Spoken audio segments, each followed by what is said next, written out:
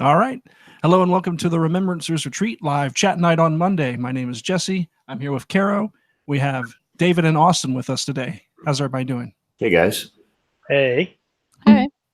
I'll try not to do that too many times. So this is one of our other little chat nights, just streaming, just chilling out. It's been somewhat slow, other than the release of The Lost and the Damned special edition. It's been fairly slow for the Horus Heresy right now. So, Titanicus is Horus Heresy. Is it though? Yeah. No. Yes, it is, Caro. Yes, it is. You know I'm a heretic. But yeah, Austin, Dave, did you get your copy of Lost and the Damned? I did. I could go get it if you guys want, just to like make everyone like rage hate. But Nah. No, I don't want anyone else trying to find out where you live to kill you and take your stuff. Exactly. Because I have plans in that. There you go. Austin has already put down first dibs. No one gets to it but Austin. Yeah. That's what he thinks. So I do like I like the Lost and the Damned and the Solar Wars books just for the aesthetics of them. I think the limited editions are beautifully done. As always, right? Like you get the nice maps and everything. It's very cool. It feels very sort of I don't know, bespoke, right? Yeah. But the reason I get them is really because in every limited edition that Black Library does, and this will tie in with what we're talking about, is there is an author's either a foreword or an afterword, right? So I think in Lost and the Damned, it's Guy Haley, and Guy Haley has an afterword that's like 15 pages long. And it's an essay on why the Warhammer 40,000 world is the way it is. It's like, right? So, I mean, and that's the little peek inside that I love, right? It's a little peek inside the author's minds and the sort of the way that the people that construct this universe work. And I mean, I love it, man. So that's really, it's only partially the narcissistic collector in me. It's really the narcissistic. I want to know what the fuck's going on in the minds of the Black Library authors, right? Mm-hmm. So pursuit of knowledge. Yeah, totally, dude. All in the pursuit of knowledge. That never got anybody into trouble ever. Never ever. So we can start off with what we've been up to. And Austin, since you're on the far left of this screen, you're going to go first. Well, currently I am petting a super needy dog, but heresy-wise, I have been building and just now starting to paint a huge amount of Titanicus terrain. I think I got like 3 Grandmaster boxes worth of stuff built. Primed everything, started painting my big astropathic tower building with the new contrast paints, which have been kind of phenomenal. Yeah, I've seen you some of your pictures, and yeah, they look really good. Yeah, the basic building, which was like probably would have been 40 minutes to an hour project with the like heavy dry brush, light dry brush, a little detail work. With the contrast paint was about 20 minutes. And damn. Yeah. The tiles on top. So what I'm doing is I'm taking it's primed. Oh, not the bone, not the bone, the wraith bone prime, but like the gray off-white, the gray blue off-white. And then just heavy contrast paint, white. And then I've shaved down a toothpick to a super fine point, and I dunk that in the black and just kind of trace patterns with it. Okay. And it gives a really cool, like not quite marble effect, but obviously some sort of fancy rock.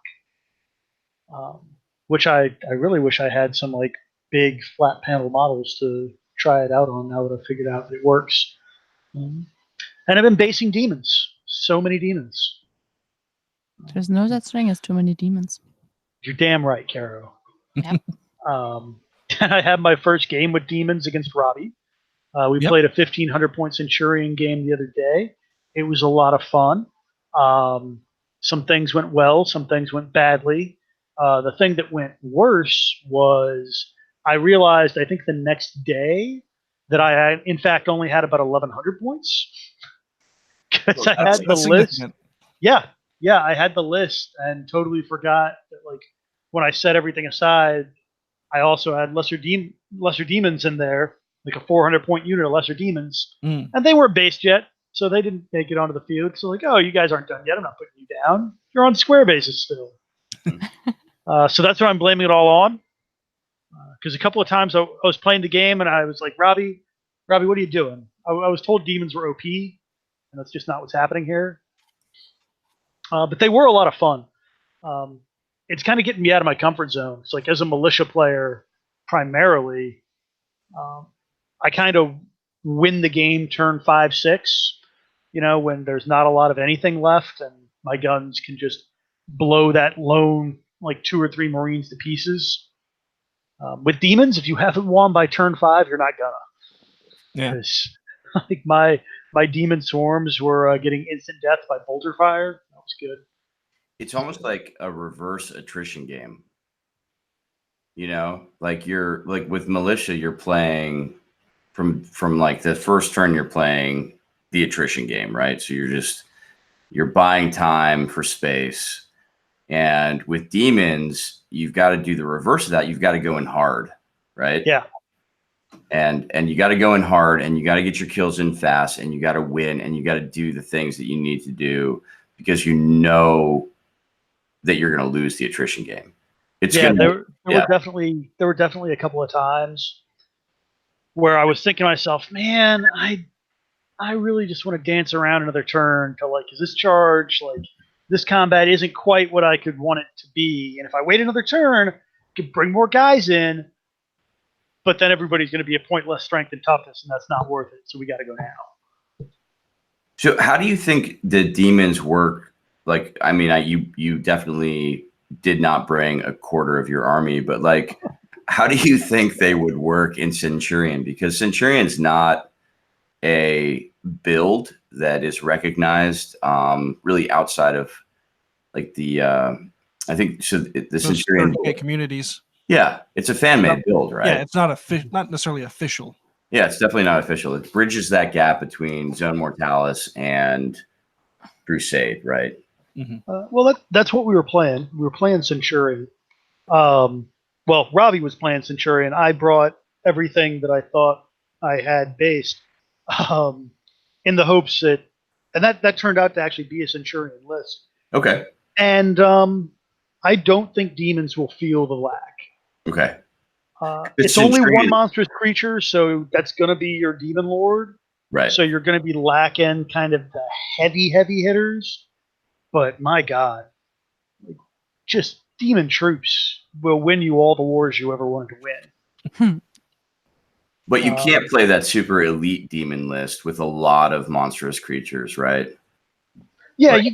You can't. But I honestly think that the power of the list is the troops. Yeah. Because a lot of the problem with the big demons, the big nasties, is you can't really buff them as much as you'd like. Like, you can't make their, if they're a monstrous creature, that's great. They're swinging at strength 10 AP2, but they're never going to have anything better than a 3-up armor save. And that's if you're paying the points. They can still fail that leadership. And I think they're only like leadership 7. And failing leadership with demons sucks. Yeah, that happened quite a few times. Oh yeah. Yeah, I think I took 13 or 14 just straight up unsavable wounds from failing morale, which was kind of horrifying. It's almost like you're playing fantasy. Yeah, it's reminded me of my old undead army. Do demons have buffs for re-rolling morale or anything? Like if they're near the portal? I know they get to re-roll invuln saves. Not to my knowledge. Again, it was my first game with them, so I could have been missing something. Mm-hmm. I was having enough problems with the basic rules. Like I gave my demon swarms move through cover, even though swarms have moved through cover. It was a whole thing.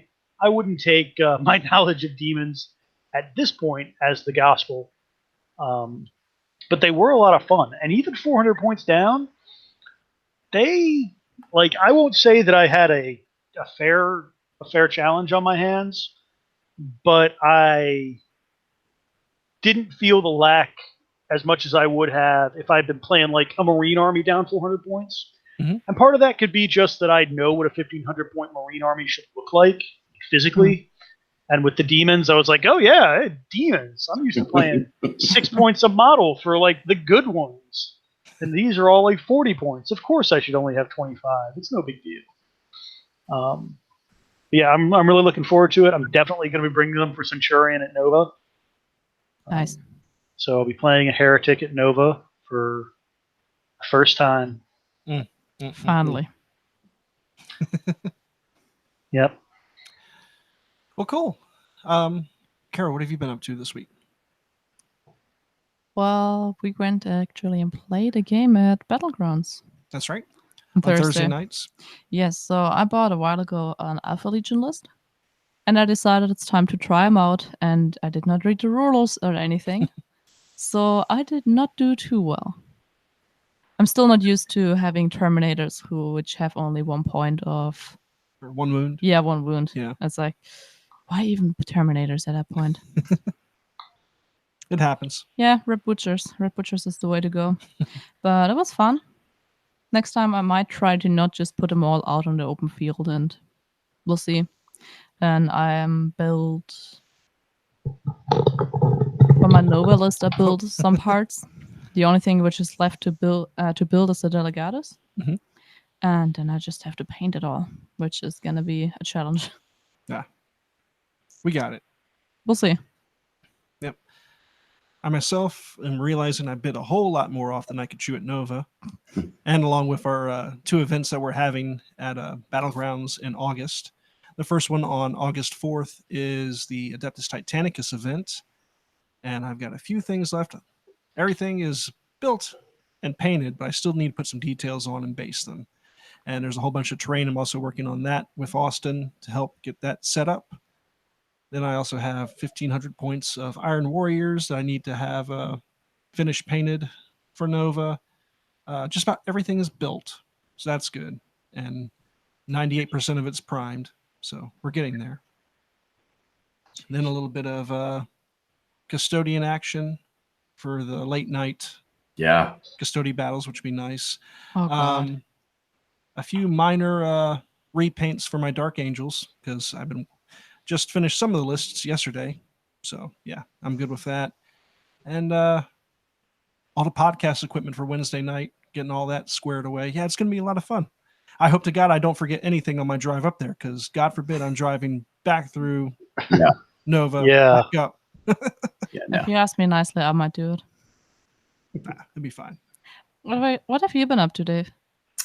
Well, I've been rolling a lot of fantasy dice, actually.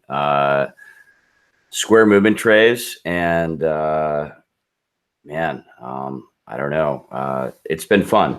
So map-based campaigns are the way to go for sure. And I've been sort of rekindling my love of the deep lore and the narrative games by getting into these map-based campaigns, right? So a long time ago, and I know this is a 30K podcast, but like just forgive me for a second, right? You know, this is the early hobby of Dave Dennett, right? So Permission to go hog wild. right. So one of the very first campaigns I ever got into was the General's Compendium campaign that was set in Bretonnia. I think it came out in like White Dwarf 280. So it would have been like 2003. And I had a Bretonnian army at the time. And it was all about how do you move like a banner? How do you move an army through the different types of terrain, right? So forests and plains, how do you live off the land? I mean, it got deep. It got real deep, right? And and then you would meet up with other armies and you would fight, and it was just so narrative, it was so thematic, that you didn't really care if you won or lost. It's not what it was about. It wasn't about winning or losing on the battlefield. Obviously you tried to win, but it was really about what happened afterwards, man. And cultivation of a story. yeah, it was absolutely, it was storytelling in you know, in 2D, right? Because you got the map and then you've got the table, and you're telling a story, you're playing a game.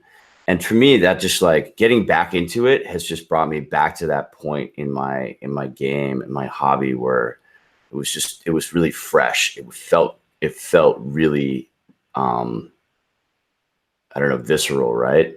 Mhm. So I've taken that experience, and I'm playing some Warhammer Fantasy right now with some folks, right? Austin might know a little bit about that. I mean, I might have a Dogs of War army I'm desperately trying to find time to paint.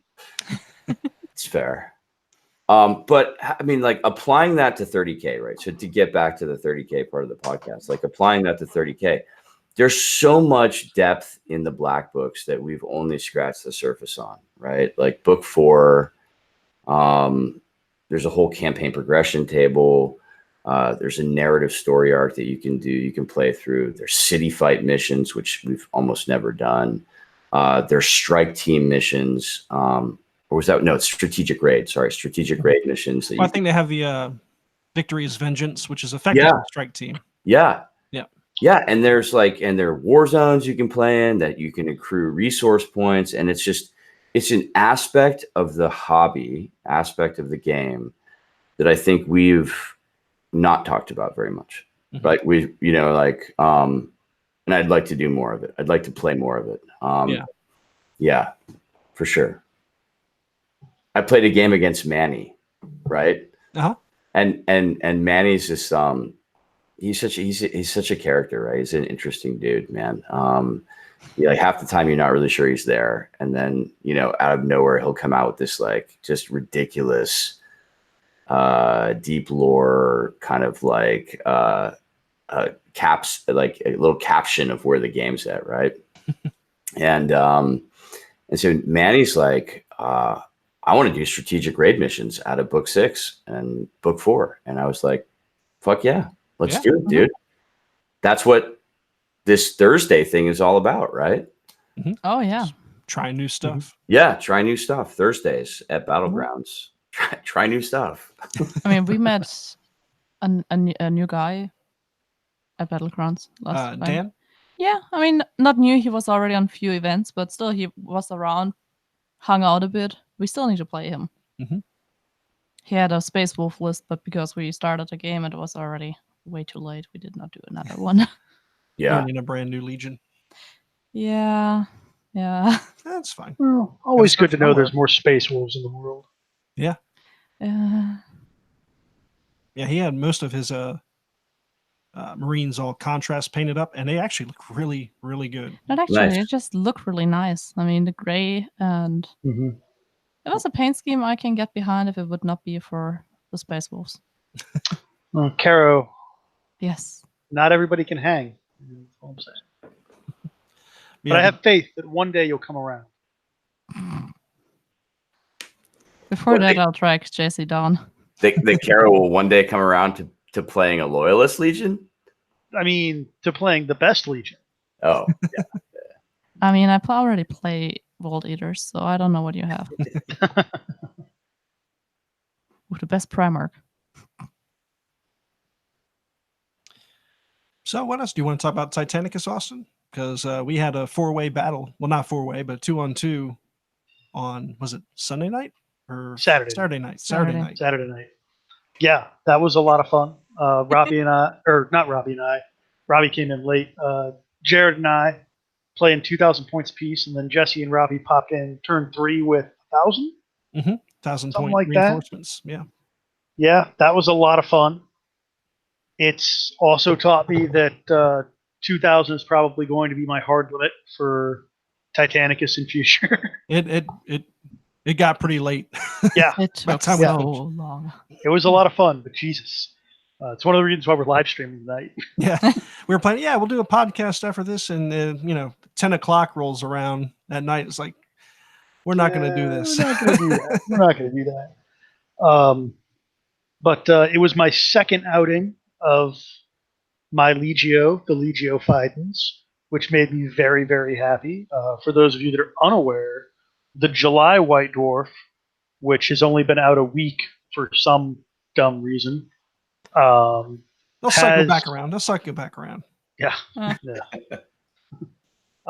It has a section in it called Crusade Titan Legions, and it's pretty much, hey, we've given you guys rules for like 8 or 12 Legios now. They're great. They're famous. But there are a bunch others. For those of you that remember... I'm going to go grab it. I'll be right back. Yeah, you grab your copy.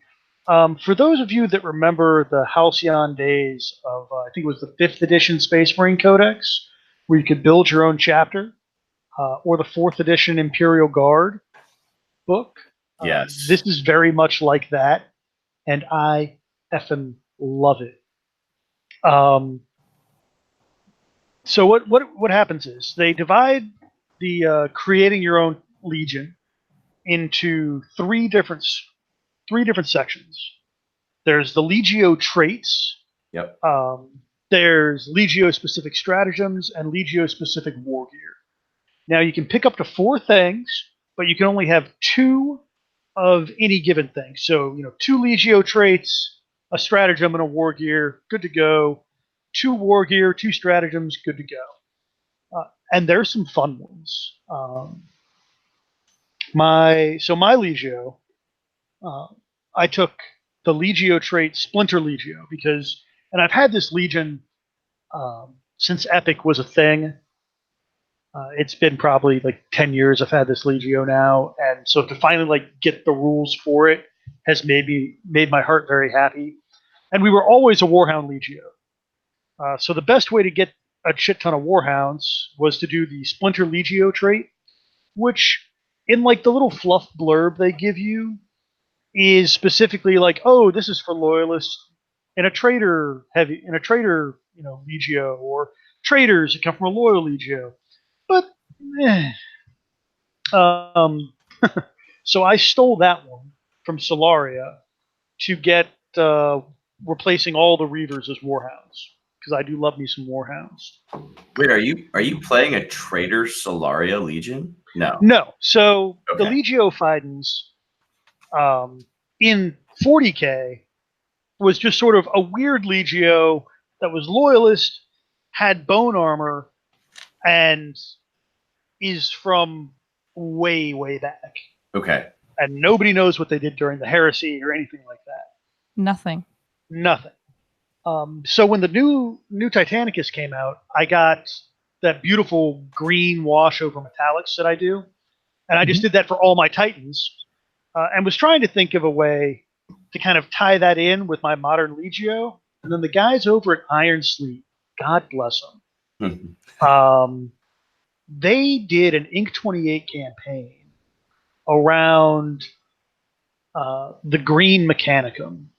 And it's real creepy, they've been around, nobody really knows what happened sort of thing going on, where they're all Magos, Biologos, and there are moons that are living tree forests. And it's awesome. If you go to Iron Sleet, check it out. Just Iron Sleet, Green Mechanicum, throw it into Google. It's fantastic. But I decided that was going to be it, right? Because obviously the green isn't a paint job. There's some lichen or algae or something infused into the armor. Mm-hmm.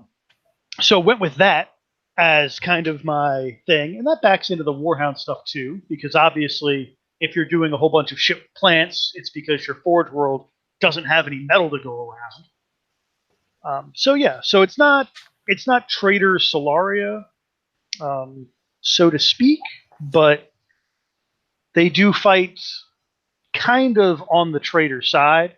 The background is they start off loyal, but because of kind of their, hey, the flesh is weak, the tree is strong, I don't really give a shit about iron, like Schism, not Schism with Mars, Nobody really trusts them on the Mechanicum end.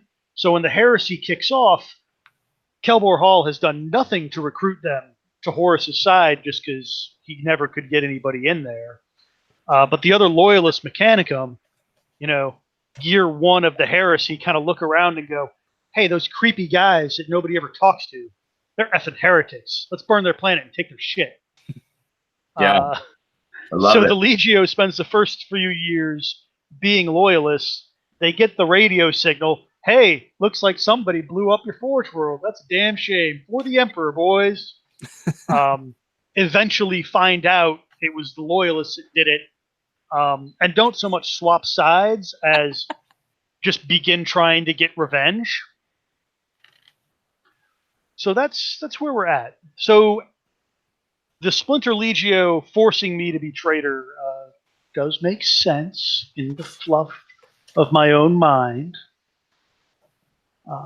So took that. Took auxiliary shield capacitors, which are real fun. It's a piece of the war gear, and it says that you can push your reactor. It's like a 30-point upgrade. You can go voids to full without having to push a reactor. So you're always getting that reroll of ones. Yeah. Yeah, as somebody with a lot of Warhounds, that's real nice because you shouldn't push your Warhound's reactor more than once, and even when you push it once, sometimes you blow yourself up. So anything that stops that makes me very happy. I also went with blind missiles, which is another 20-point upgrade once a game that you use once a game. You buy it for any Titan with an Apocalypse missile launcher or launchers. And instead of firing those, you place a 5-inch blast marker anywhere within range of arc of the missiles. The marker remains in place until the end of the round, counts as line of sight blocking terrain. And that can get real rude. Steven found out because it makes you do, and like in my head, the Reavers aren't the glory boys of the army. It's all about the Warhounds. So the Reavers are trying to cover the Warhounds. So they're throwing out, the smoke to give them cover. And you can put your Warhounds in real dumb places. And if you have priority, you just throw them out there. And I did it with Steven. I had 2 Warhounds just full stride out in the middle of nowhere, no cover. He turned 2 Warlords and a Reaver at him, and I was like, and blind missiles. That's the activation game, right? Yeah. I mean, that is Adeptus Titanicus summed up to a T, to an AT, right? Like it is an activation game. And so once you get those big guns to commit, so Steven turns his Warlord Titan, right? 2 Warlords. 2 Warlords. So now you have, arc, and what his firing solutions are. Yeah, dropping the blind missiles, man. That is. I baited with those 2 huge. Warhounds. I got everybody else out of arc, and it's like, all right, 3/4 of your army isn't going to shoot this round. That's great. Here's where my philosophy on this game has sort of evolved. If you want to play big guns like Warlords, you've got to buy yourself back activations. So you've got to include Night Banners. Mm-hmm. And I think because they're the cheapest activations, right? So a Questoris Night Banner, Questoris Night Banner. I'm not trying to get into min-max here. I'm just literally saying this is the way I think the game works. Is a Questoris Night Banner that's 3 Questoris Knights will buy you an activation so that your Warlord just does not get caught with its pants down in exactly that type of situation. Mm-hmm. Mm-hmm. You know what I mean? I mean, that's you've got to play that game, Austin, or you're just gonna always. I mean, a 2 or 3 Warlord like a Myrmidon Maniple, right? Like a Myrmidon Maniple going up against 5 Warhounds in a Lupercal Light Maniple. I just think it's gonna lose every time. Yeah, unless the Warhounds get a little sloppy with their positioning. Right. They're going to have a hard time. Yeah. I was running 3 Warhounds, 2 Reavers, and I think a small Night Banner to his 3 Warlords and a Reaver. And even without the blind missiles, I just felt like I could run circles around him. Yeah. Just from a tactical perspective. Mm-hmm. And it was real fun. Yeah, it's real fun for you. Well, Steven did get his back. Yeah. But yeah, that was a fun mission. So that's my 3. And for my 4th thing, I took a stratagem called, I think it's regenerative armor or living armor. Living armor. And how the stratagems work for this is you can either steal one from another Legio, any Legio, or you can take any of the normal ones and you just pay a point less to a minimum of 1.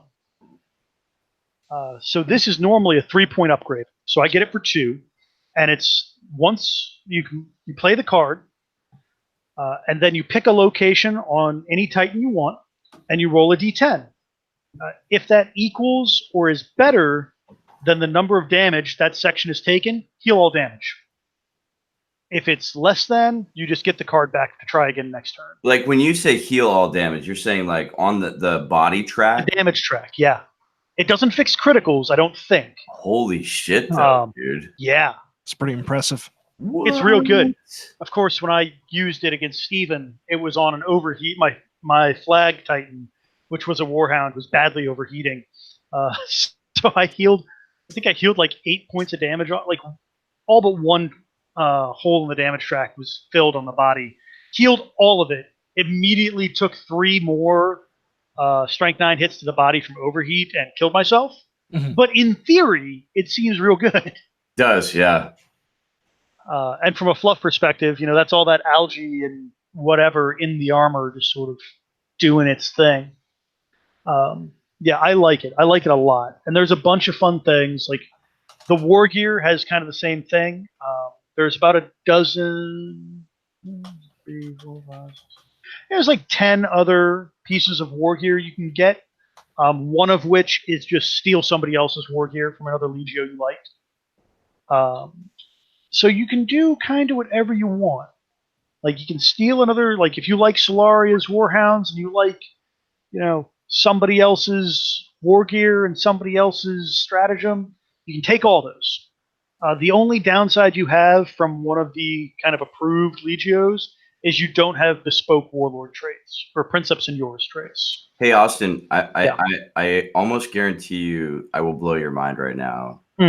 So I listened to that interview with Andy Hoare on Year in Review, Adeptus Titanicus, and I read the FAQ. So are you playing multiple maniples right now? I am not. Okay.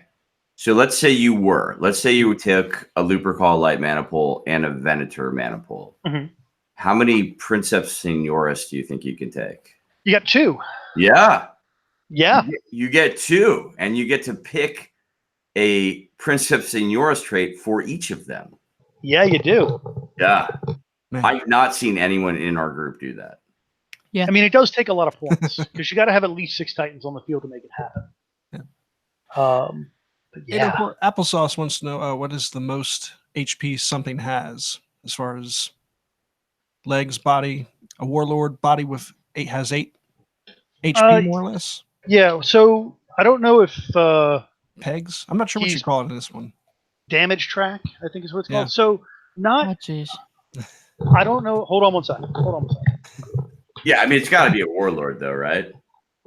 I mean, you But, would yeah. think so, but I wouldn't be surprised. Although, if what there's about something those, else. I got the track in front of me now. Yeah. So I don't know quite what he means. So if you haven't played Titanicus, you have a head track, a body track, and a leg track. And you only need to have one of them maxed out to kill the Titan. So if you leave the head completely alone, you leave the body completely alone, you blow its legs out, it's a dead Titan. Yeah. And the track...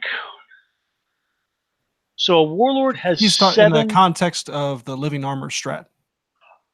7 is the max a warlord can take. So that's the biggest number you'd have to equal or match. Okay. For a warhound, it's like 5 or 6. So, and if you're waiting until you're already like redlined, like maxed out the damage track, the Titan's probably taken a couple of criticals and is probably screwed anyway. So I think this works really well for like what I envision it for is when somebody plays those damn thermal mines on my Warhound Mm-hmm. and like gets no critical hits but gets like 2 devastatings and a direct, Hmm. and you're just like, well, shit, that's 5 points of damage, and I haven't even got started. Yeah. Fix that problem, or your Reaver shields go down for the first time, and you take a couple of hits to the body or to the leg. Fix that problem.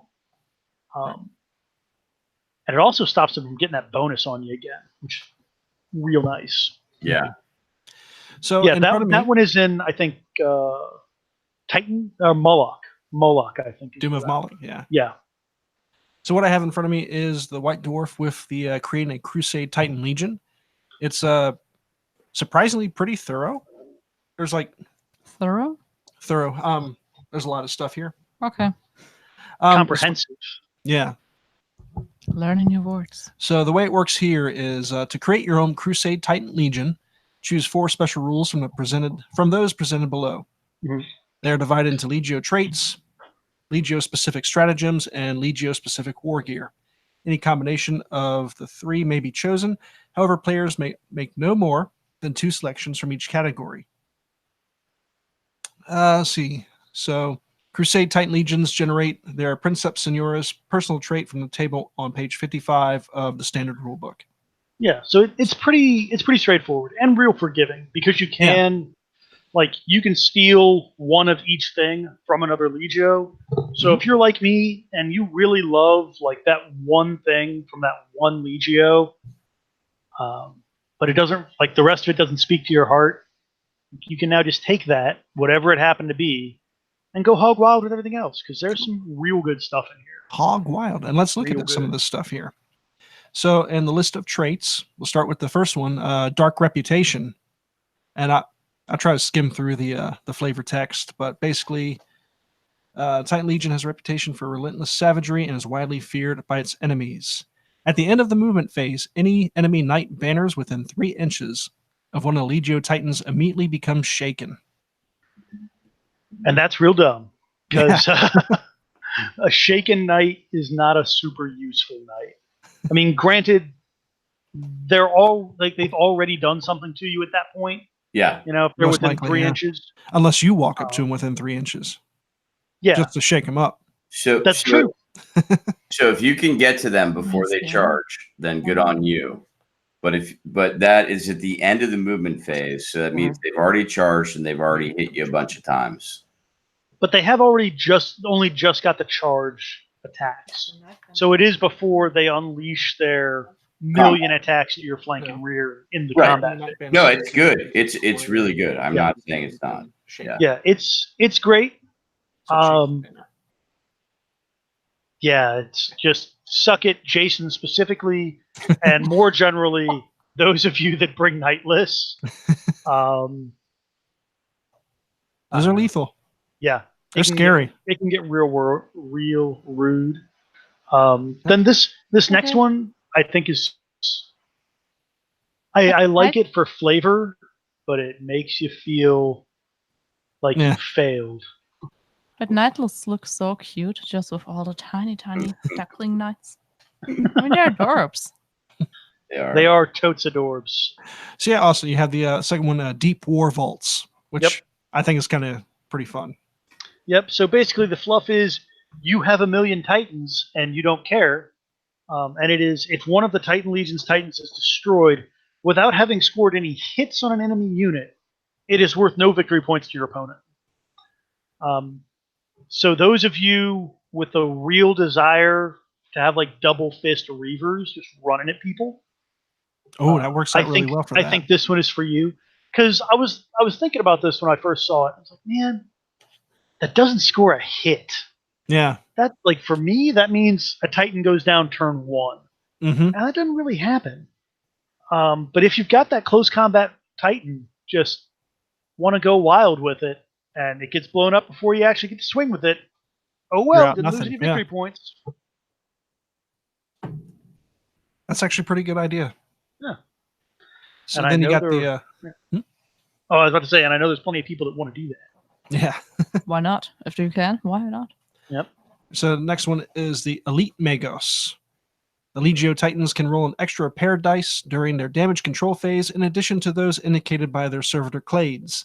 In addition, Titans fielded as part of this Legio may add 2 to their command checks when attempting to go onto emergency repair orders. Nice little solid buff there. Yeah, that's just self-explanatory. Super good. Yeah, you can make a real tanky Legio with these traits if you really wanna. You can take that, the auxiliary shield capacitors, reactor fetters, and just go and that living armor. Just be as tanky as possible. Yep. Then we got the next one, Engines of War. This one's a little bit longer. Choose a class of Titan, e.g. Warlord, Reaver, etc. The Titan Legion may always substitute one of its mandatory Titans in a maniple with a Titan of this type. Note that the substitute Titan only benefits from maniple rules that reference Titans and not those that reference a specific class of Titan. Yeah, so that's a pretty standard one, right? Yeah. Like, swap a thing for any other thing.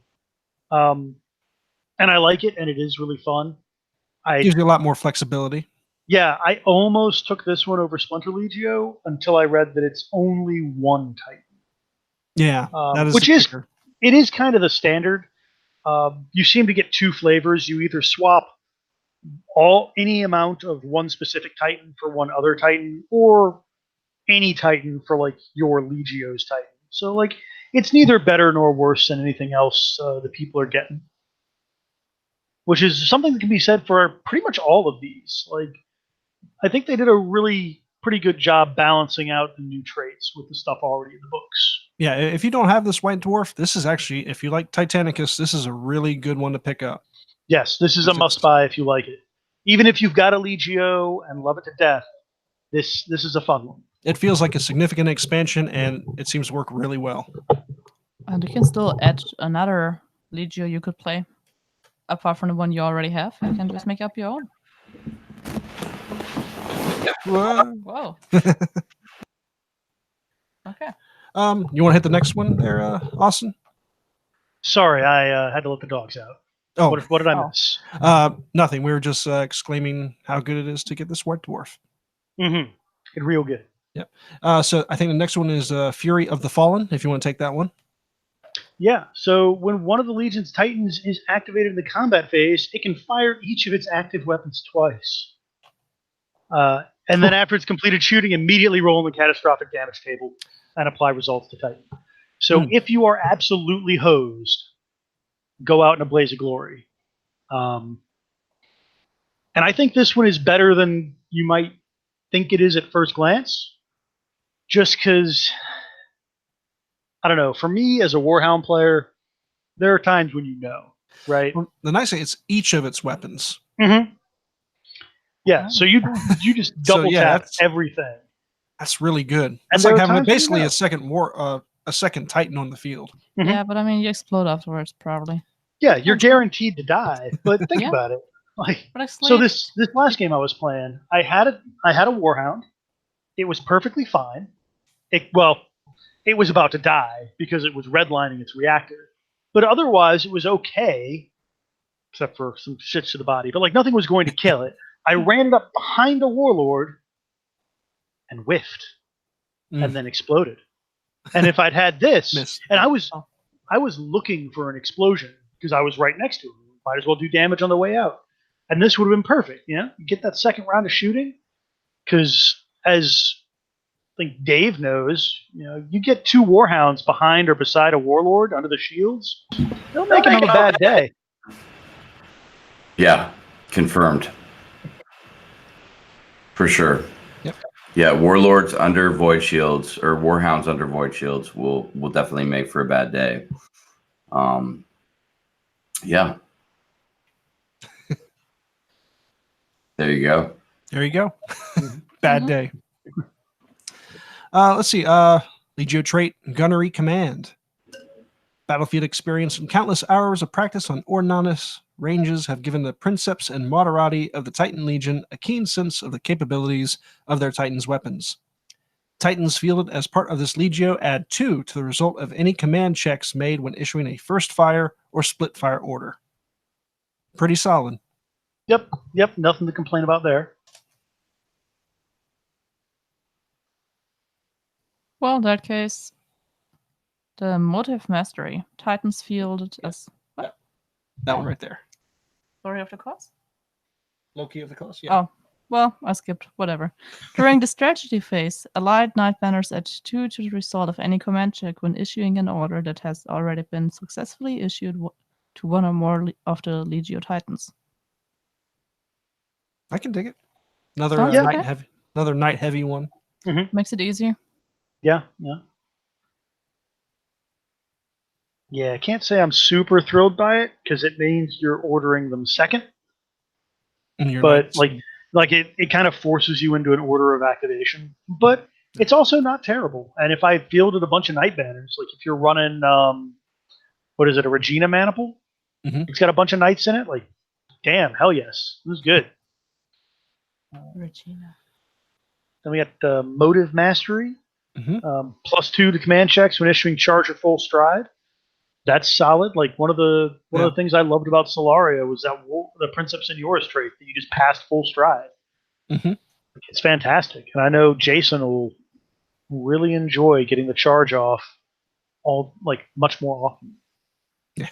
Because for a Warlord Titan, they're passing on anything but a 1, which Mhm. means they'll still fail about a quarter of the time, but still, technically, it's an improvement. Then Splinter Legio, I already talked about. It's the one where you can steal somebody else's Legio trait. You just have to switch loyalties. It's exciting. Then we've got survivors. From the start of the 4th game round, the Titan Legion may choose to end the game earlier than normal in the strategy phase. Before any stratagems are played, the Legio player declares that this will be the final round of the game. If they do, the game will conclude at the end of the current round without any additional rounds being played. So this is one of mine, and I think this is probably one of my favorite Legio. Is it a Legio trait? Yeah. Right, Yeah. survivors, right? Because it's so rude, dude. Yeah. Right? It is. Like you control the game. There's really nothing out there like this. So and being able to end the game at the end of turn 4. Oh my god, dude. So Mhm. for meeting engagements, you've got engage and destroy, which is like, yeah, you get victory points for blowing up Titans, right? You've got hold the line, right? Yeah, I really like this for hold the line. Oh my and, god, hold and the line. retrieval. Yeah. Amazing. And retrieval and vital cargo, Austin, I think, because if you're playing the denial game for vital cargo, so if your opponent has vital cargo, that's it, dude. Yeah, you're telling them they got 4 turns to get the cross. You got 4 turns to get off, right? And so, I mean, this is, to me, I love it because it's hit and run tactics. It plays to this idea of a Legio that's survived by just like, being sort of squirrely, right? Like you're defining where the battle ends. And I love it. I have it in my Crusade Legio. I think it's you've got a Crusade Legio. That's exciting. Did you not know this? I didn't realize you'd picked Yeah. you picked everything. Yeah. So have we done Elite Magos yet? We have. We have talked about that. You got that one. What else Elite you got? Magos. Yeah. Survivors. Yeah. What the one you have for the Void Shields? What is that? It's not Fetter. Auxiliary shield capacitors. The shield capacitors, and then the Fetters one. The reactor fetters. Yeah. Reactor Fetters. Yeah. So And those two that are one, war gear, right? Yeah, that's another war gear. 25 points. You can vent plasma in the damage control phase or on a repair roll of 3 up rather than 4. You can only push the reactor once, but Dave runs a shit ton of Warhounds. And Dave, how many times do you want to push the reactor on a Warhound in a turn? Never. Exactly. 5 times. But if you got to do it, just the once. Just the once if you have to. Yeah, for sure. So that's a really solid one for that. The beautiful synergy though of the shield capacitors and the reactor fetters is you never have to push for rolling. I'm sorry, really it's Elite Magos, right, Austin? Because Elite Magos gives you +1 die in the repair phase, Yeah. or the damage Yeah, control so phase. suddenly you're like a Reaver. Yeah. So there's some really good synergy there for Warhounds, I feel like, and yeah, so it's gonna be a lot of fun. Yeah, can't So wait. moving on to Legio specific stratagems, which there's only one here, War Doctrine, but it covers a lot. War Doctrine represents a favored stratagem of the Titan Legion. To determine the effects of the doctrine, choose any stratagem, including stratagems normally limited to other Titan Legions. If the stratagem can be used by any Legio, then the Crusade Titan Legion can purchase it for 1 stratagem point less than normal to a minimum of 1 point. And if its stratagem is specific to another Titan Legion, then it can be purchased at the cost of its entry. Note that War Doctrine may be chosen more than once, provided each instance of this rule applies to a different stratagem. So, stratagems at 1 point less for generic ones is pretty good. And like from a fluff perspective, right? I love this. Like, oh, you've got that artillery bombardment. Well, yeah, sure. We got a whole Scutari Legio in Basilisk, like 10 miles away. You know, got anything you think of. Like, it's just a great little thing for filling out the fluff of your Legio. Because stratagems, I love them. I don't really think that a stratagem, 9 games out of 10 will either win or lose you a game. But there are fun ones, especially when you get into like the 3-point stratagems. That you're like, that's expensive, but it's 2 points now, so shit, why not? So that's exactly how I run my Legio, right? So I chose War Doctrines as a stratagem, and I use it for outflank. And outflank for Warhounds. So outflank as a stratagem says that you have to pay half the scale of your Titan to basically come in from whatever side of the battlefield you want. And you can take that one more than once. And you can take that one more than once, right? Oh, you clever bastard. It's the only stratagem you can take more than once, as far as I know.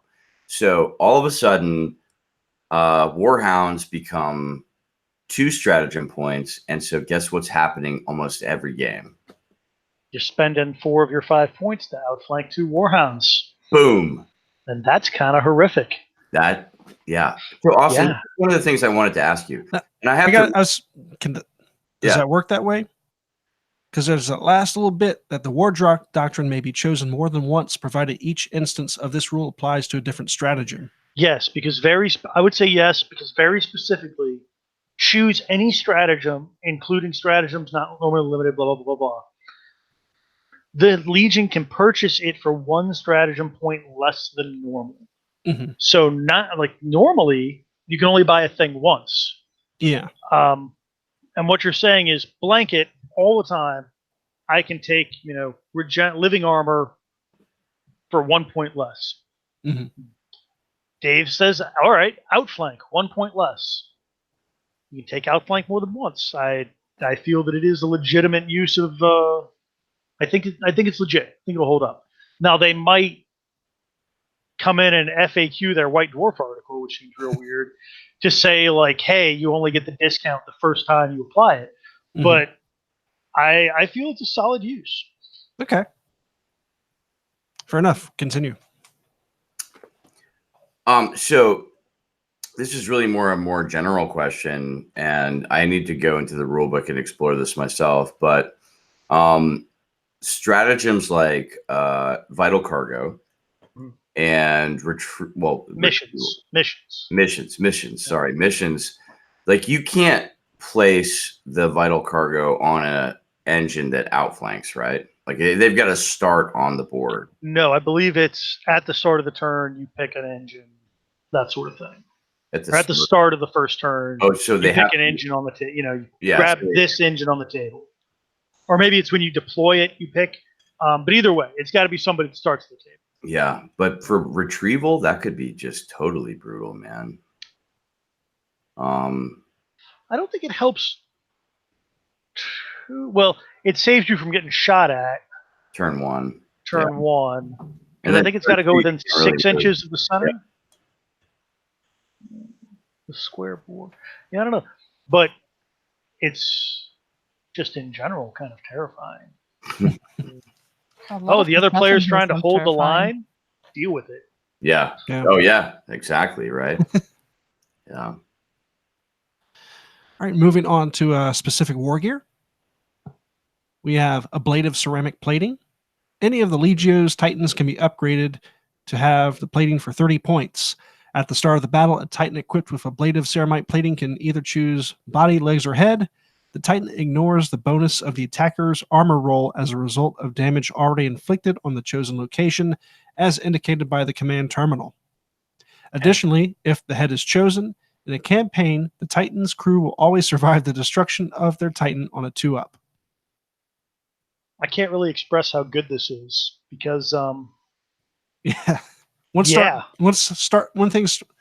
things start falling apart, it falls apart quick. I mean, the amount of times that my little Gatling on my knight has killed a warlord because it was getting that +3 to the damage roll, or like the amount of times I've been like, all right, I only got to do one more hit, called shot missiles to the wherever because they were getting +3 and suddenly they could do it. So like just taking that out of the equation, it's But the 30 points a little pricey. the downside, though, is you have to choose one of the 3 areas. That kind of is a little rough. Yeah, I mean, it's going to be body 50% of the time they're hitting you in the body. Fair enough. But that just means that they might start called shot into the legs. Mm-hmm. But if they're called shot into the legs, it's -2, -1 or 2 to hit. So, yeah, I think this is a solid one. I see this being really solid on heavy maniples like the Myrmidon, or the Janissary, where you're stacking warlords and reavers together. The Fortitude maniple, which already gives you a version of that. So with the Fortitude maniple, if you don't move, you can't take additional damage from the flank or the rear, right? The side or the rear. So if you were to take a Fortitude maniple and then you were to put that rule on it, you would have a lot of sort of protective cushioning, man. That's a real tanky Titan. That is a maniple that you just walk down the field, you issue split fire orders to every turn, and you just don't care. You literally don't care. You just walk it down the field, issue split fire orders, and you're like, whatever, dude, come at me. Probably put a close combat weapon on one of the Titans because they're gonna have to get in close. Yep. Next up is armor spikes. Any of the Legio's Titans can be upgraded to have spikes for 20 points. A Titan with armor spikes increases the number of dice. What's so funny? Oh, I'm just imagining a black Titan with metal spikes and here. Yeah, Why not? We're spikes. channeling We the can totally do 80s that. or early 90s Titan art. Yep. There we go. See? A Titan with armor spikes increases the number of dice it generates when making a smash attack from D3 to D6. That's pretty solid. That's actually real good. Until you start rolling ones. Yes, until you start rolling ones. But theoretically, you could just trample somebody into the dirt. Yep. And combine this with if that doesn't warm the your heart as a princeps, I don't know what does. Yeah, combine this with the punchy rule they had before. That would be pretty bad. Yeah. Yep. Just put spikes on a melee reaver and just go to town. Smash, punch. Steven, that needs to be your next conversion. So I just asked in the chat which legios are getting played by the guys who are hanging out here too. Mm-hmm. So Jake said he is trying to remake Vulpa, but he's adding the carapace instead of the gargoyles. The spiked carapace? Yeah. I don't know what he means with gargoyles. What are? Oh, yeah, they have a plasma gargoyles where when you vent heat on them, you do damage to things around you. I think what Jake wants to do is, so there are specific rules for Legio Vulpa, and so I think Jake wants to take one of the crusading Legio rules and like replace it. So what we just talked about was like what? Yeah. Bone spikes or something. Armor spikes, yeah. Armor Yeah, spikes. Carapace. Yeah, and just Yeah. and just replace that, which seems fair. I mean, yeah.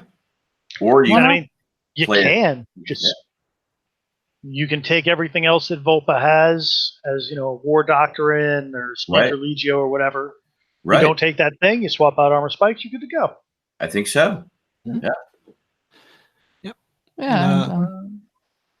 The CG Mac also says he's bashing together rules for Legio Xerxes. He also mentions if you buy GW dice, you can't roll a 1 because they put the faction symbol on that side. I'm almost positive they actually made a point to say that the symbols are going to be on the 6s this time. Oh. So they claim. Yeah. So they Maybe. claim. Really? Wait, did it fail Yeah. the last time? So like the traitor and the loyalist Legio die. I'll let you know because my stuff's in the mail. So hopefully it'll get here like soon. Yeah, and just roll it and see what happens. Well, I mean, I'll look at the dice before I roll. Aw. But moving on to the next war gear. Well, we can actually skip the next two because I've been harping on those for quite a while. Yeah, So the auxiliary auxiliary shield shield capacitors, the blind missiles. Yeah. We talked about them. I obviously like both of them a lot. Mhm. Yes. I think the blind missiles in particular will take a little getting used to. For some people, just because you always have to, like, if your opponent's got blind missiles, you always got to make sure you've got 2 shots with your Titan. Always got to make sure you have 2 shots, just in case he gets froggy. Yeah. 2 shots meaning 2 different angles. Yeah, you need Right. 2 angles on whatever you're trying to kill, Right. and then your Titan needs to have 2 targets that it can shoot at, just in case. Oh, look at Here. this. Yeah, and here. Yeah, Yeah, yeah. exactly. Aw. Because we talked about this, Austin, and you can't place the template on top of the Titan.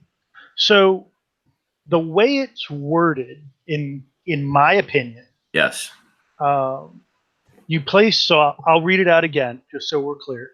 Place the 5-inch blast marker anywhere within range and firing arc of the missile launchers. That's not targeting an enemy Titan. So you can put it, smack dab on top of an enemy engine if you want, but that's not shooting at the Titan. So I think what you got to do to use this, you either forego the Titan shooting, or you have split fire. I think that's that's how you do it. Just from the way it's worded. But if you put it on top of an enemy Titan and that Titan had finished moving, Mhm. isn't that Titan effectively shut down? Oh yeah, it can't see shit. So it can't see shit. I mean, nothing can see it either. But yeah, that's Yeah. the disadvantage, is that nothing can see it. So the 2 angle thing is really if you wanted to be able to shoot at it. But if you just wanted to shut it down totally, you just put that 5-inch blast template on top of it. Oh no, I was talking about somebody fighting a guy with blind missiles. You want to always make sure you've got multiple angles to the target you're trying to hit. So you have 2 Titans that can shoot the one you want to kill. Your 1 Titan can always shoot at 2 things, and that way, kind of no matter where that blind missile drops, you'll still be able to do something you want to do. How's that affect melee? Does it affect melee at all? I believe it does, because there is no such thing as melee in this. There's just combat you use your weapon skill on. Well, that's fucked up, man. So Yeah. if you're an inch apart from each other and I'm like, man, I don't want to get punched in the face, blind missile.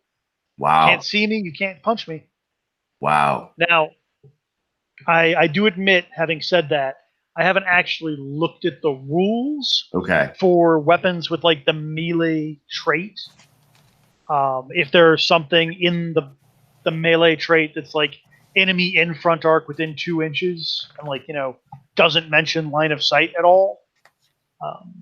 But based on my current understanding, yeah, you could stop somebody from punching you in the face. Fair. It's real good. Seems good. I mean, when you want to think like blind missiles, maybe it's like that area is just fireworks going off, so maybe you can't really get a good look at a punch. So I don't know. Yeah, I'm imagining it's not just smoke. It's little scraps of tinfoil fucking with your radar. It's Oh, yeah. all sorts of stuff. So going many on, flashbangs. right? It's like Oh, damn. A confetti cannon. A giant confetti cannon, which just Yes. blocks everything. The grimmest, darkest confetti cannon. Grim Dan confetti cannon. All right, on to the next war gear. We have Crusade banners. Pretty simple. Any of the Legion's Titans can be upgraded to have Crusade banners for 15 points. Friendly Knight banners within 12 inches of a Titan with the Crusade banners ignore the effects of being shaken. Words cannot express how good that is if you have a bunch of knights. Because a shaken knight banner kind of sucks. What is That's a what they shaken do. knight banner? Just in case people don't know. It's, So your ballistic skill gets worse by 1. Yep. Your weapon skill gets worse by 1. Your movement is dropped by 3 inches, I want Yep. to say. Yeah. And, of course, you can't go on orders. You can only try to test to remove shaken. yeah. So Oh. it shuts you down for a whole turn. So for the next turn that you could possibly do something cool like charge, right? Get extra attacks. You're not really doing that because you're just trying to come off shaken. And that's only if it works, right? Like, Right. you still got to pass that check. Yeah. And it's still, you never think a 4-up is hard to roll until you need to do it. Ooh, it is hard to roll. I think the Lancers get a 3-up, don't they? They're better. With the Seneschal, maybe. I think the Cerastus chassis and the Chubbs, right? I think they get 3-ups. Yeah, but even so, just having to do it, like you said, just being Yeah. out of it for a turn. Yeah, for Like, sure. my Porphyrian's gonna sit back and BS hit on 2s all the time. No, suck it. Like, you're gonna be shaking. You're gonna hit on 4s like normal people. That will shut Porphyrians down. Yeah. So Yeah. if you've got a Porphyrian, maybe have a Warlord sitting in the back as an allied unit. Well, actually, no, you can't do it because you're running a Night House, not a Legio. Sad day. But it's fun for those of you with Legios that want to run a bunch of Knights. It's a solid ad, I think. Mhm. Yeah. 15 points, Agreed. real good. You don't even have to put on a Warlord. You can just put on a Warhound that's just I mean, walking around. that's what I put it on because it can keep up. You can actually keep up with the Knights. Yeah. It says Titan, so does the Warhound count as well? Yep. All Okay. Warhounds, Warhounds are Reavers, Titans. Warlords. Yeah. Yeah. They're people too. Hey, I'm not gonna get into this hobby for now. Into this game. This one game, yes. This game. You're in you the say that, hobby. Caro. You're deep in the Yeah, hobby. yeah, I am, but the only thing you're- I'm gonna do You're is I'm hosting gonna- a podcast. You can't be any deeper into the hobby. Dude, I can do it, I guess. I don't know. But anyways, macro magazines. Any of the Legion's Titans can be upgraded to have macro magazines for 30 points. Increase the dice value of any rapid weapon the Titan is armed with by 2. Add 2 to the result when rolling on the catastrophic damage table for Titan with macro magazines. I really So- like this one. Me That too. sounds really cool. Bigger explosions gives you more. That's pretty awesome. And- Remember, rapid is 6s give you 2 hits. So you're suddenly rolling 8 dice for that Vulcan Mega Bolter on your Warhound. You can get real rude real quick. And honestly, I don't think adding the +2 to the catastrophic result is that terrible. At least with that's- Warhounds, because you try and be in the enemy's lines with those. So, yeah, sure, I want them to blow the hell up if they're going to die. I mean, you're giving yourself a potential 4 more shots, right? So you roll 6s, you're getting 2 hits.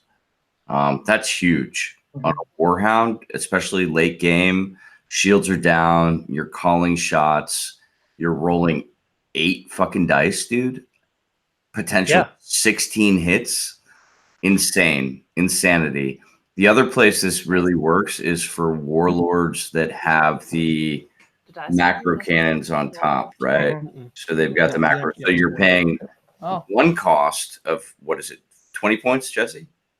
30 30 points. 30 points. So you're paying, but for a Warlord that has the dual Carapace macro cannons, man, that's exponential. Yeah, and it is for any. So if you've got a Warhound, I just read it. So you're not paying by the gun. So if you got a Warhound with double bolters, Ooh. just Oh, go yeah. crazy. Oh my God, Get dude. the most Suddenly a bang for your buck 15-point there. upgrade. Yeah. Maybe that's Yeah. what you do. Maybe you just double macro cannon a Warlord. that's your guy. That's your dude. It's your dude. Yeah, it's real fun. It's real fun. What? I can't wait to see that. We're gonna see that. You know, we're gonna see that at Nova. At Somebody will demand more DACA and do it. So you can play those rules at Nova? So Yeah. I don't know for sure. The event organizer hasn't like looked at them per the internet some days ago, but in the packet, it expressly says everything that's out by the time of Nova is good to go unless there's an update saying specifically it's not. Yeah, unless So- stated otherwise. Right this second, yes. Maybe eventually, no. But again, I can't like. I don't You know. want me to hit Maybe it up maybe right I just I'll maybe I hit just haven't like been whack enough about trying to find the dumb combos between these and like the other Legio traits. Because I think if you're gonna break these, it's not gonna be using just the stuff in the White Dwarf. You're gonna have to try and like find something from a Legio that combines with something in the White Dwarf, like some Sure. other Legio's war gear. But yeah, I don't think like they're good. I don't think they are better than, you know. I mean, somebody will find a way. Somebody will find a way. Oh yeah. And So we that got- person better actually be dressed up. Exactly. That's right. Pay the Yeah. hobby tax, man. Yeah. So we move on. Yep, we got 5 more pieces of war gear left, and we can Alright. call it a night. So we got the multiple warhead launchers. So if you have Apocalypse launchers of any type, you can be upgraded to have the multiple warhead launchers for 20 points. So instead of normal shooting, you do this. Everything is the same, but you reduce the strength to 3 and triple the dice. Now, that sounds real good, you might be saying. My But- God, 30 shots from my Warlord's missiles. But at strength 3, Strength 3 doesn't hurt voids. oh, There is a way Oh. around this. Oh boy.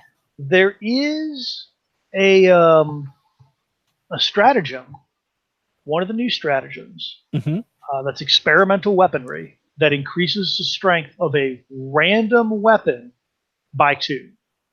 I'm not sure. So Wow. if you want That's to a lot. play, if you want to pay, I want to say it's like 2 stratagem, 2 Mhm. strat, to have a 1 and so it's 2 strat and 1 20 if you're doing points. Yeah, 1 if it's your Legio. So let's say you're gunning for this. You just want to be that guy. It's 1 strat and 20 points for a 1 in 3 chance of your Warlord having 30 strength 5 missile shots. I mean, if And you're that's really... that's not like the blind missiles. That's every turn you can do this. Mhm. Wow. Oh, I think this is future proofing, and it makes you really happy to see. Gotcha. Because 20 points isn't like they seem to think that if something's worth taking and it's real good, it's 30 points, right? 20 points is either it's real good one use or it's good in certain situations. Mhm. And You're strength thinking 3 maybe loads and loads of little power armored dudes running around the field. or when a company of Lehman Russes roll up. Ah, That's my wait, thought. can you? Do they Uh, have those? No, not yet. Not yet. Not yet. Not yet. Definitely not Because yet. strength 3 isn't any better against knights than it is against shield and titan. You know, like Yeah. you're getting that 3-up ion save. You still need something obnoxious to do damage. Like, yeah, so strength 3 right now isn't quite useless. I've proven that with my little knight's gatling. But that's, I've gotten behind them. They're already hurt. And a little knight can get there. I don't see a reaver even really getting there. So I think this is future proofing for smaller things to come. Agreed.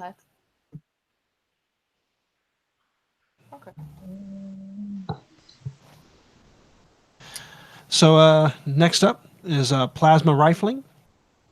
Gas channels allow for excess plasma from the Titan's reactors to be funneled into the firing chambers of its energy weapons, extending the range and increasing their lethality.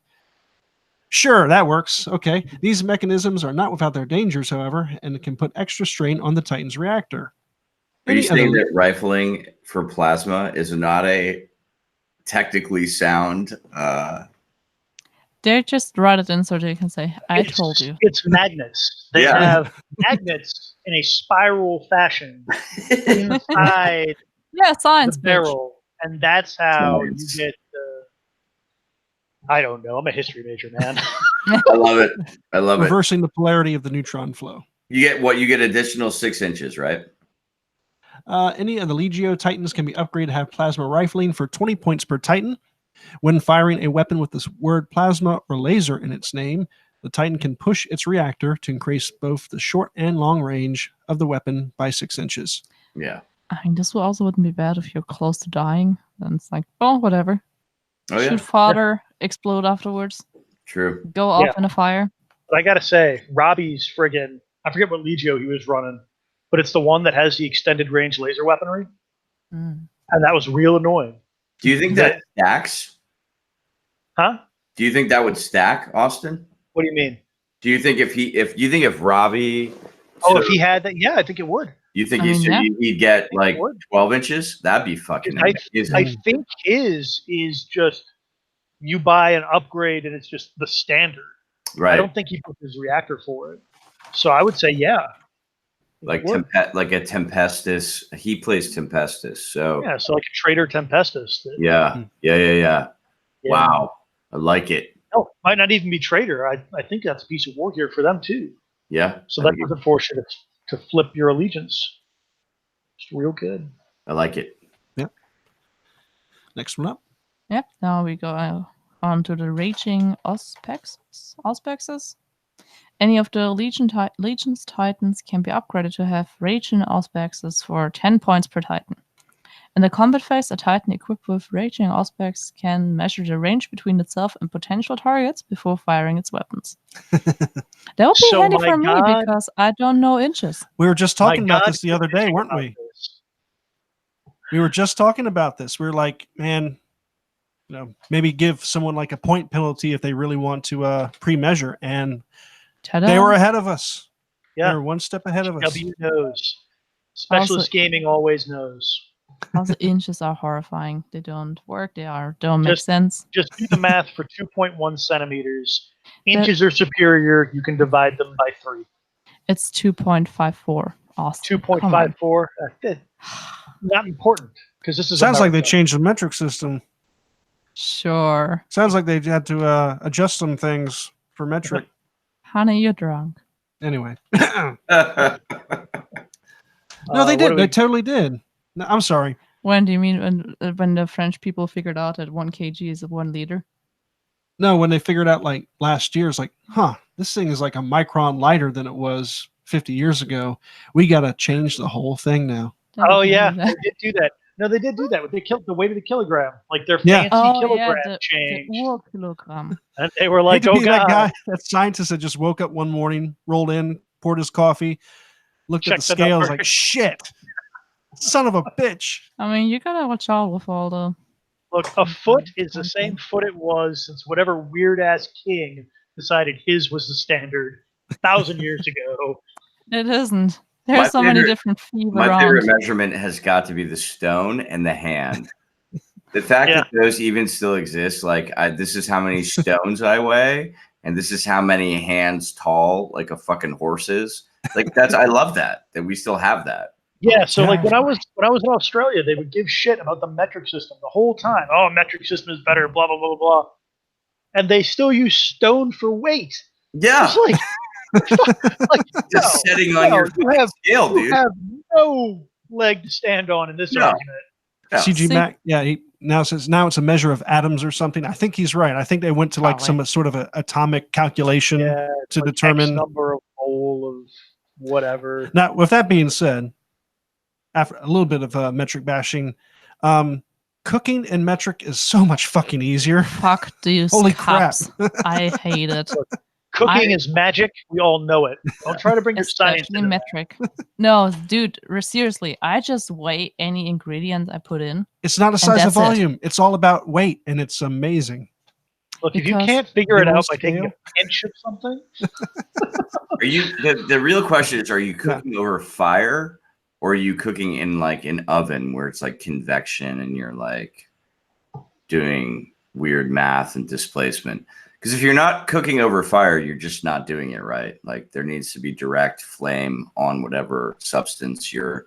I mean, I burning. usually do not bake over fire. Yeah, she's doing it wrong, Caro. There should I mean, be we can't. We're not allowed to have anything here. I would totally make fires everywhere. Yeah, absolutely. But baking with cups, there's nothing more annoying than trying to find the right goddamn cup to figure out what is is this a cup, 1/8 or right? 3/8. I know. Yeah, I Like, got it's all relative. As long We as have you use the entire same nuclear. cup We have for entire what you're nuclear doing, plants you're good. yeah, and you still use built in Imperial.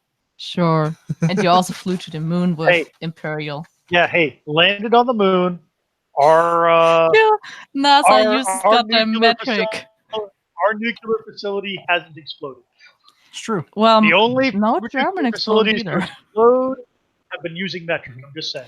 I mean, when you flew to the moon, first of all, NASA uses metric, and you blew up more than one thing just because somebody forgot there's a comma in the imperial system somewhere.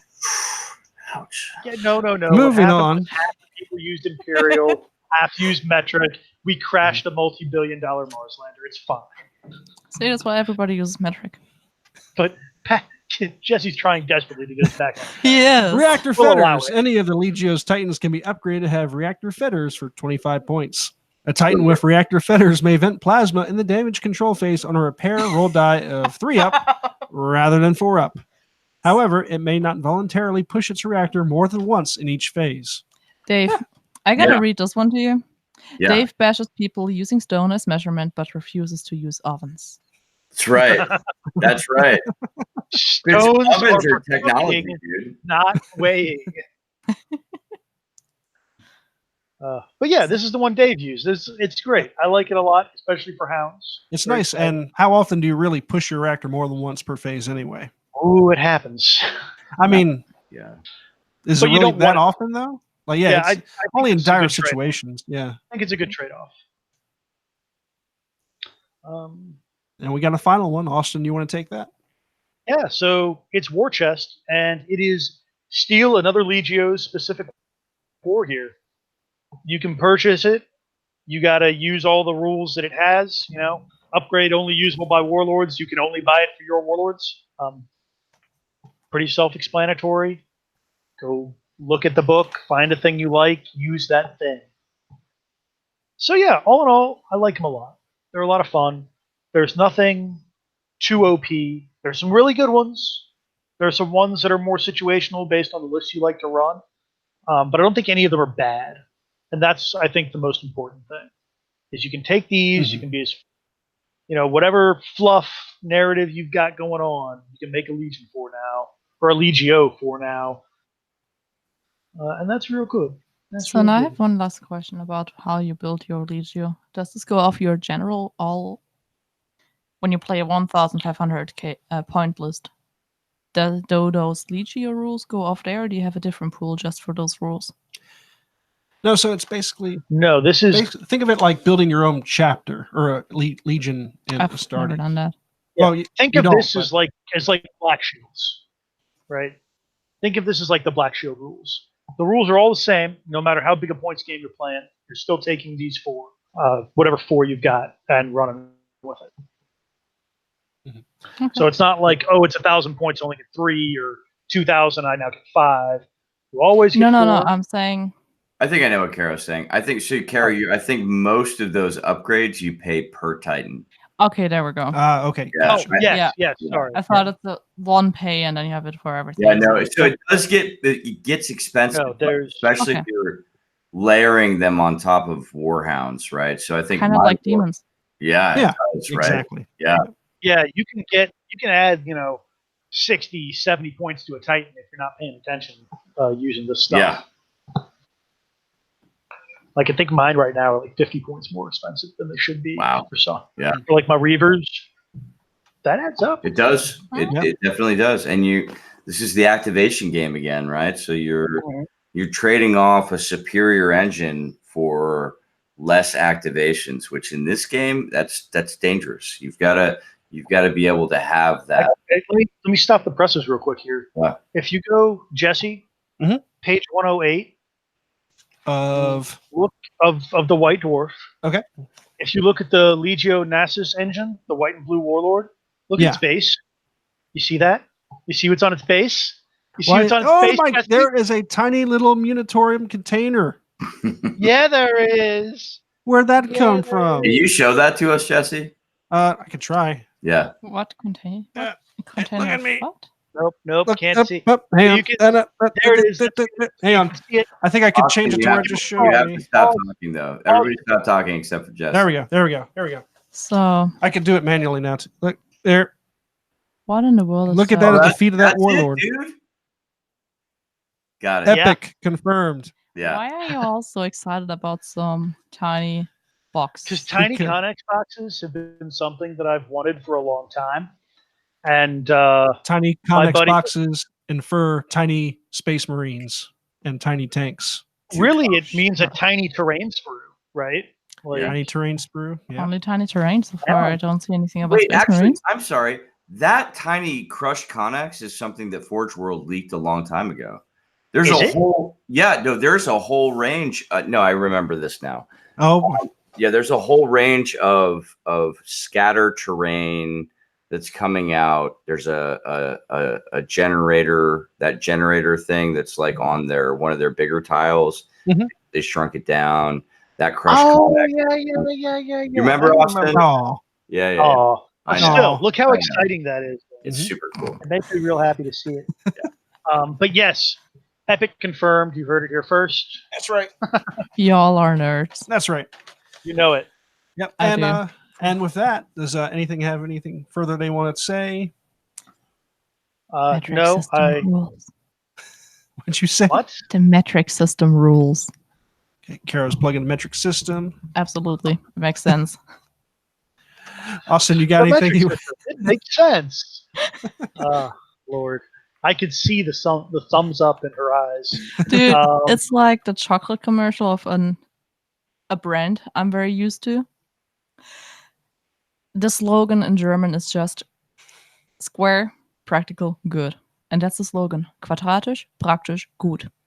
And you know it's a great, awesome That's the most chocolate. German thing ever. Ever, Isn't it? right? It really I mean, is. the chocolate is square. Rittersport. You can get it at gas It is stations the now. most practical chocolate, and therefore you should buy it.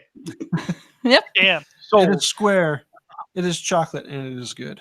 Yes. I would like to remind people, because this is a live stream, Titanicus event, Battlegrounds, August 4th, which is Sunday after next. I can do math. Yep. It'll be real good. You can pick up the tickets on Facebook.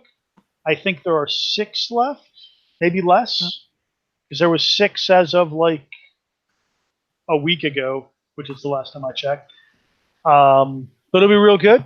There'll be some swag. It's exciting. I think the tickets are like $10. Yep. You can find Roll the dice, have information. fun. Yep, you can find the information on our Remembrancers Retreat Facebook page at RR30K. And we also have another event later in August before Nova 2, which I believe is a Zone Mortalis / Battlefleet Heresy event, Ooh. which I'm really excited about. Yeah, August 18th. Fire over Pluto. Yep, the Solar War, Fire Over Pluto. It's going to be like a narrative event. It's going to be a lot of fun. Tickets are available. They're $10 each. You pick whether you want to jump into the Battlefleet Heresy battles or Zone Mortalis. And the Zone Mortalis is going to be 1,250 points. And Battlefleet Heresy is going to be 1,850. Now that's 1850 total Oh. points. So you don't actually need to bring any ships to the Battlefleet Heresy if you just want to figure out what spaceships in the 30K universe are all about. Don't have any of your own. There will be ships available. Oh, well, there you go. Nice. Also, keep in mind, or depending what legion you play, check it out. There are some restrictions on them. Yep, no duplicate characters or characters who were not present at Pluto during the Solar War. Specifically, Abaddon, Zardu Laylak, and Araman. Sigismund may not also be taken as he was fighting in orbit during the battle. And for the Battlefleet Heresy, for Zoylazium players, the only permitted forces are Imperial Fist, Mechanicum, Solar Aux, and Imperialis Militia. Well, son of a bitch. I got to get work on my militia now. Yeah, you do. Or paint up that Battlefleet Heresy fleet. That's true. I might just try to ram some ships. That was a lot of fun. Yep. All right, and so those are upcoming events at Nova. We'll be doing trivia night. It's going to be a lot of fun. Yep. Austin's going to be our lore master. The questions have been finalized and confirmed Excellent. and double checked with our Heresy grad school experts. So when I tell you you're wrong, the best heresy minds in the city of Richmond will know that you're wrong. And that's going to be at Nova on Wednesday night. Trivia contest starts around a little bit after 9, giving people who went to go see the GW preview to come on up the elevators. Like me. Yeah. Oh, are you going to the preview event? Hell yeah. Hell yeah. Unless Steven delays me again like last year. No. Oh, So, Well, I Jesse, will be how do you- upstairs. How do you play? Like, let's give our listeners, let's just say they want to come to Nova, they Yeah. want to hang out, they want to come up to the 4th floor. It's actually like Mhm. the 14th floor, Yeah. and like hang out with us in the lounge. Sure. Like, how do you play? Well, some of Come- us are going to be there at starting at 8, just Okay. chilling out. We will have sweet ass little notepads for that you will receive, and some pencils, Uh-huh. and that will be your trivia. What do you call it? It'll be Uh, like your just- answer. yeah, your sure. answer. Answer sheet. God Yeah. damn. I'm You terrible. write down your English answer. is hard, dude.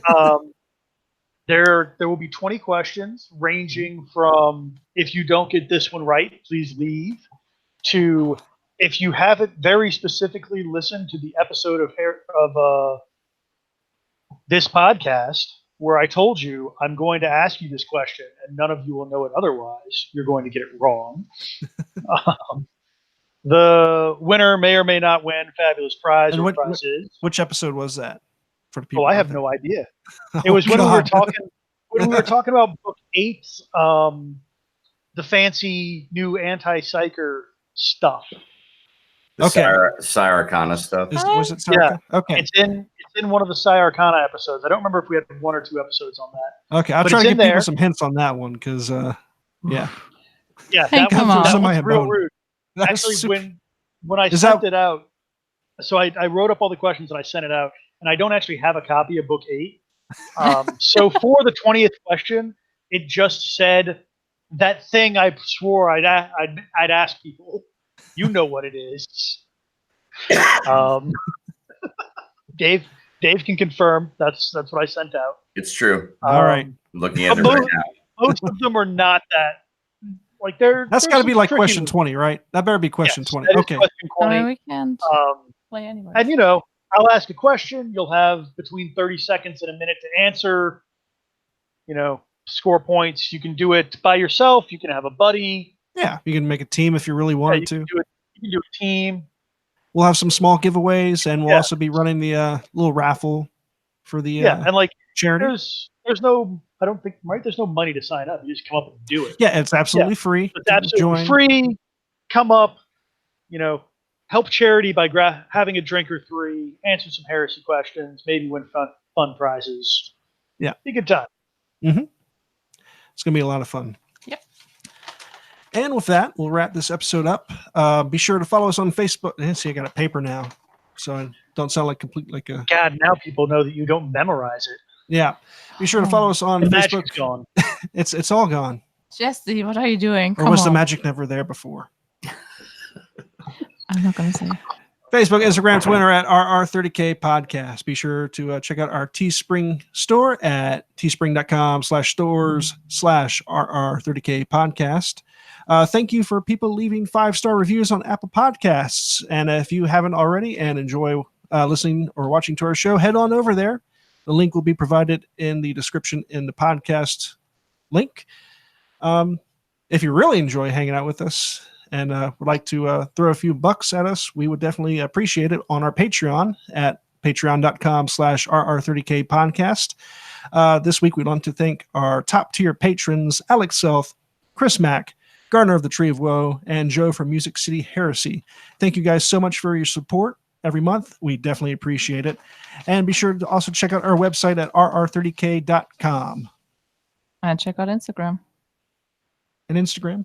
I said Yeah. Instagram. Did you? Yeah. I don't listen to you when you have the stupid voice. In my announcer voice. But with that, folks, thanks for hanging out with us tonight. Yeah, was a lot of fun. Yeah, it was a good time. And until next time, my name is Jesse. My name is Carol. Dave.